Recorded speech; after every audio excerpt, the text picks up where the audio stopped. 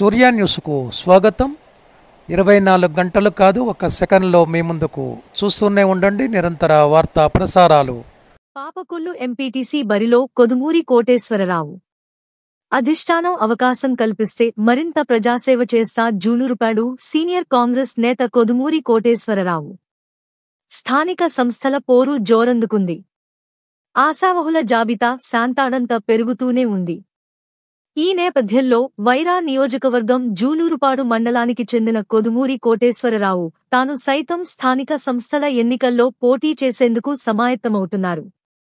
రాష్ట్ర ప్రభుత్వం చొరవతో మారిన రిజర్వేషన్ల కారణంగా జూలూరుపాడు మండలం పాపకొల్లు ఎంపీటీ-సి 1కు ఓసీ వచ్చిన సంగతి విదితమే.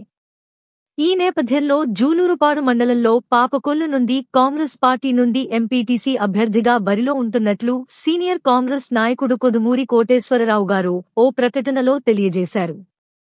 వైరా ఎమ్మెల్యే రాందాస్ నాయక్కి సన్నిహితుడిగా పేరున్న కొదుమూరి ఎంపీటీసీ బరిలో నిలుస్తుండటంతో ఈసారి స్థానిక సంస్థల పోరు రసవత్తరంగా మారనుంది.